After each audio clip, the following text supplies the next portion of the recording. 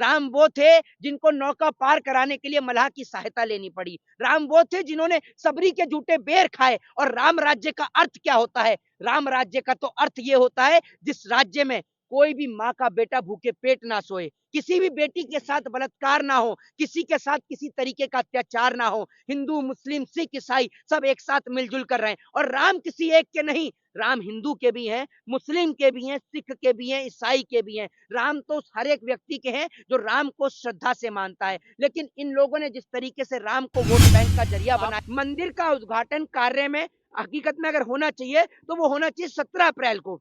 17 अप्रैल जो कि रामनवमी का दिन है, भगवान श्री राम के जन्म का दिन है। उस दिन राम मंदिर का उद्घाटन होना चाहिए, उसका प्राण प्रतिष्ठा का कार्य होना चाहिए। लेकिन 17 अप्रैल को नरेंद्र मोदी जी इसलिए नहीं कर रहे क्योंकि आचार संहिता लग जाएगी, फिर प्रधानमंत्री उसका वो नहीं कर पाएंगे प्राण प्रतिष्ठा का कार्य। तो मोदी को राम के नाम पर वोट मांगना है, इसीलिए नरेंद्र मोदी जी जो हैं वो 17 अप्रैल की जगह पर 22 तारीख को मंदिर का उद्घाटन करा रहे करते हैं। इन्हों को ना तो रामायण के बारे में पता, ना गीता के बारे में पता, और ना राम के आदर्श के बारे में पता। राम वो थे जिन्होंने 14 वर्ष वनवास स्वीकार किया अपनी सौतेली माँ के कहने पर। और आज ये लोग जिस तरीके से राम के नाम पर वोट मांग रहे हैं, वोटों की भीख मांग रहे हैं जगह जगह जाकर, ये राम को बदनाम करने का कार्य कर रहे हैं। दूसरी बात ये कि भारतीय जनता पार्टी के अंधभक्त इतने मोदी जी के नाम में इतने मशगूल हो गए हैं, इतने चूर हो गए हैं कि इनको अब अपना धर्म भी नजर नहीं आता। इनको ये नजर नहीं आता कि किस प्रकार से नरेंद्र मोदी जी को बड़ा दिखाया गया और राम जी को छोटा दिखाया गया। यानी मोदी जी इतने बड़े हो गए कि राम से भी बड़े हो गए। अरे बेशर्मो, कम से कम इतनी तो शर्म करो कि तुम राजनीति के चलते अपने भगवान को छोटा कर दिया। तुम्हें शर्म नाम की कोई चीज बची है या नहीं बची है? और कम से कम अगर अपने आप को हिंदू कहते हो तो शास्त्र खोल के शास्त्रों को पढ़कर तो देख लो।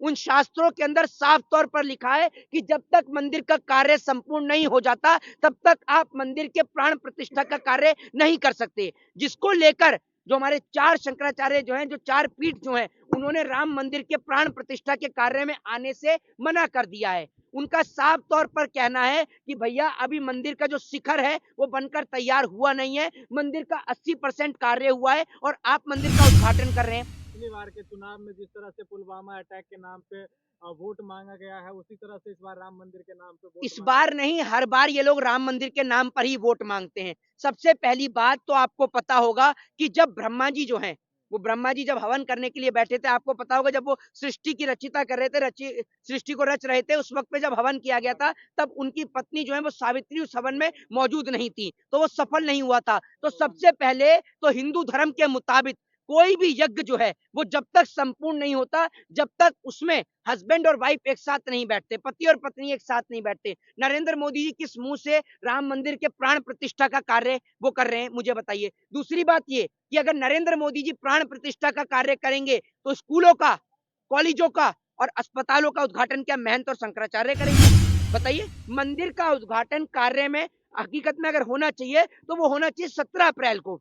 17 अप्रैल जो कि रामनवमी का दिन है, भगवान श्री राम के जन्म का दिन है। उस दिन राम मंदिर का उद्घाटन होना चाहिए, उसका प्राण प्रतिष्ठा का कार्य होना चाहिए। लेकिन 17 अप्रैल को नरेंद्र मोदी जी इसलिए नहीं कर रहे क्योंकि आचार संहिता लग जाएगी, फिर प्रधानमंत्री उसका वो नहीं कर पाएंगे प्राण प्रतिष्ठा का कार्य। तो मोदी को राम के नाम पर वोट मांगना है, इसीलिए नरेंद्र मोदी जी जो हैं वो 17 अप्रैल की जगह पर 22 तारीख को मंदिर का उद्घाटन करा रहे हैं। नहीं जा रहे, तो क्या कहना चाहेंगे?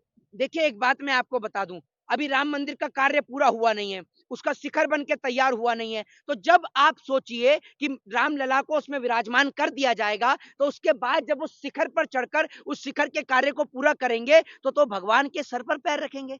सोचिए ना आप, मुझे वो तो भगवान का अपमान हुआ, ईश्वर का अपमान हुआ। लेकिन भारतीय जनता पार्टी के अंधभक्तों को और बेशर्मों को क्या, वो तो धर्म के बारे में पढ़ते नहीं है, राम के बारे में पढ़ते नहीं है। राम के बारे में पढ़ना तो छोड़ो, इनको तो राम का पूरा नाम भी नहीं पता होगा कि राम का नाम क्या था, मर्यादा पुरुषोत्तम भगवान श्री रामचंद्र थे कौन, इनको उनके बारे में पता भी नहीं होगा। ये लोग ऐसे लोग हैं जो राम के नाम पर दंगे करने का काम करते हैं। राम ने अपने जीते जी कभी किसी को नहीं बांटा। राम वो थे जिनको नौका पार कराने के लिए मल्लाह की सहायता लेनी पड़ी। राम वो थे जिन्होंने सबरी के झूठे बेर खाए। और राम राज्य का अर्थ क्या होता है? राम राज्य का तो अर्थ ये होता है जिस राज्य में कोई भी माँ का बेटा भूखे पेट ना सोए, किसी भी बेटी के साथ बलात्कार ना हो, किसी के साथ किसी तरीके का अत्याचार ना हो। हिंदू, मुस्लिम, सिख, ईसाई सब एक साथ मिलजुल कर रहे हैं। और राम किसी एक के नहीं, राम हिंदू के भी हैं, मुस्लिम के भी हैं, सिख के भी हैं, ईसाई के भी हैं। राम तो हर एक व्यक्ति के हैं जो राम को श्रद्धा से मानता है। लेकिन इन लोगों ने जिस तरीके से राम को वोट बैंक का जरिया बनाया। आपने गले में वाहेगुरु का चैन लगा रखा है, राम राम चिल्ला रहे हैं मुंह नहीं पे। तो एक बात मुझे बताइए, मैंने तो माथे पे दिखाइए टीका भी जरा लगा कैमरे रखा है में फोकस जी, कीजिए। ये देखिए, उसमें क्या दिक्कत है? मैं तो सभी धर्म को मानता हूँ। नहीं, और 22 दूसरी तारीख बात, को नहीं नहीं प्राण नहीं, सुनिए, डालेंगे ना ये मेरे को भगवान में। पहनाया गया, सुन लीजिए, ये मेरे को पहनाया गया, इच्छा से मैंने उसको पहना, स्वीकार किया। और दूसरी बात ये कि सिख धर्म के बारे में तो आप पढ़ेंगे तब आपको पता चलेगा, जो सदैव इंसानियत और मानवता की बात करता है और प्रेम से तो कोई कुछ भी पहनाए, मैं तो उसको पहनता हूँ। हम तो सर्व धर्म का जाएंगे राम भगवान अयोध्या भगवान से जी। मिलने। सिख धर्म को अपना कर जाएंगे एक अयोध्या। बात आप मुझे बताइए, किस प्रकार की आपकी मानसिकता है? पत्रकार या सड़क छाप आदमी कैमरे में देखिए। है? नहीं, कैमरे में क्या देखे, जरा ये बताइए। और ये हंस रहे हैं। देश की जनता का एक इतना बड़ा विषय है, ये देखते हैं कि लोग गले में क्या पहनते हैं। अरे मेरी इच्छा, मैं स्वतंत्र भारत का स्वतंत्र नागरिक हूँ। आप मुझे बताएंगे कि मैं क्या पहनूंगा गले में और क्या नहीं पहनूंगा? मेरी इच्छा है। मेरा मन करेगा मैं पगड़ी लगाऊंगा, मेरा मन करेगा मैं टोपी पहनूंगा, मेरा मन करेगा मैं तिलक लगाऊंगा, मेरा मन करेगा तो मैं कुछ भी करूंगा। मैं आजाद भारत का आजाद नागरिक हूँ। मैं आपकी तरह भाजपा का गुलाम नहीं हूँ 22 तारीख को भगवान में जी। मोदी जी प्राण डालेंगे 22 तारीख को भगवान में। देखिए मेरी बात सुनिए, मुझे पता है कि आपका तो मानसिक संतुलन खराब हो गया है जब से मोदी जी आए हैं। कृपया कर मेरा आपसे अनुरोध है कि आपका मानसिक संतुलन खराब है, और जब से आगरा का और सादरा का पागल खाना बंद हुआ है तब से सारे भाजपा में पहुंच गए और पत्रकार बन के बैठ गए हैं। तो इन पागलपंथियों का कोई इलाज नहीं है। ये कह रहे हैं कि भगवान में प्राण डालेंगे। कल को अगर मोदी जी ये नहीं, कल को मोदी जी कहेंगे मैं अपने पिताजी को भी लेके आऊं, तो आप मान लेंगे? आप एक बात मुझे बताइए ना, मान लेंगे? अच्छा मोहित शर्मा जी, एक सवाल ले लीजिए जी। क्या इस दौर में क्या लग रहा है आपको, राजनीति धर्म को कंट्रोल कर रही है, धर्म राजनीति को कंट्रोल कर देखिए रही मैं आपको एक बात बता दूं, मोदी सरकार धर्म के नाम पर ही 24 का चुनाव लड़ेगी, ये बात मैं आपको बता देता हूं। विकास के नाम पर चुनाव लड़ना बीजेपी के लिए बहुत मुश्किल है, और विकास के नाम पर चुनाव लड़ेगी तो पब्लिक का जूता पैर से हमेशा ढीला ही रहता है। एक आध भाजपा का नेता जूता खा खा के सूझ जाएगा, इसलिए विकास के नाम पर तो लड़ेगी नहीं। ये जाति, धर्म और मजहब के नाम पर, इन्हीं के नाम पर चुनाव लड़ेगी। अब की बार अयोध्या का मसला उठा लिया, अगली बार काशी का उठा लेंगे, फिर ज्ञान वापी का उठा लेंगे। तो मंदिरों में ही जनता को उलझाते रहेंगे और 2026 तक देश का आरती और दिवाली घोषित हो जाएगा। एक बात अयोध्या से चुनाव लड़ने मोदी जी जा रहे हैं, कह रहे हैं अयोध्या से लड़ेंगे चुनाव नरेंद्र मोदी। मैं आपसे कहता हूं कि नरेंद्र मोदी में दम है तो पंजाब से लड़ लें, फिर पता चल जाएगा आपने कितना काम किया है। सिर्फ जहां पर धर्म की राजनीति होती है, मोदी जी वहीं से चुनाव जीत सकते हैं। वरना खुला चैलेंज है मोदी को कि पंजाब से चुनाव लड़के दिखा दें, केरल से लड़के दिखा दें, कर्नाटक से लड़के दिखा दें, तमिलनाडु से लड़कर दिखा दें। जहां पर आप ये सोचिए, जहां पर साक्षरता दर अत्यधिक मात्रा में अधिक है, केरल के अंदर आपको पता है सबसे ज्यादा साक्षरता है, ठीक है, वहां से लड़के दिखा दें। तो आप धर्म के नाम पर लोगों को एक नियमित समय तक मूर्ख बना सकते हैं। मुकेश अंबानी कह रहे हैं मोदी है तो मुमकिन है सर। हाँ तो बिल्कुल है, क्यों नहीं है भैया? अगर मोदी है तो मुकेश अंबानी मुमकिन है, ये याद रखिए। अगर मोदी नहीं होता तो अंबानी और अडानी तो डूब चुके होते। तो ये बात में उन्होंने गलत क्या बोला? सच्चाई बोल दी, सच्चाई बोल दी और बहुत सच्चाई बोली। लोकप्रिय नेता में से एक था कौन? मोदी जी। मोदी जी लोकप्रिय नेता है? एक बात आप मुझे बताइए, तो क्या इंदिरा गांधी लोकप्रिय नेता नहीं थी? लाल बहादुर शास्त्री लोकप्रिय नेता नहीं थे? बाबा साहब भीमराव अंबेडकर लोकप्रिय नेता नहीं थे? बताइए ना आप मुझे, जिनको पूरा विश्व पूछता है अंबेडकर साहब, क्या वो लोकप्रिय नेता नहीं थे? और आज भी है। अयोध्या जाओगे? मैं एक बात आप, मैं चला जाता हूँ, अयोध्या की टिकट करा दो मेरी। फ्लाइट की टिकट कितनी महंगी जरा इन्हें तो बताओ। दूसरी बात ये, सत्ता में लाइए बारी बारी से दर्शन कराएंगे, हैं? सत्ता में लाइए बारी बारी से दर्शन कराएंगे। तो इतने समय से तो क्या आप कहाँ लगे हुए थे? इतने समय से इतने दिन से राम मंदिर बनवा रहे थे। राम मंदिर में क्या कुली का काम कर रहे थे? मजदूरी पे लगे हुए थे अमित शाह और नरेंद्र मोदी? हैं?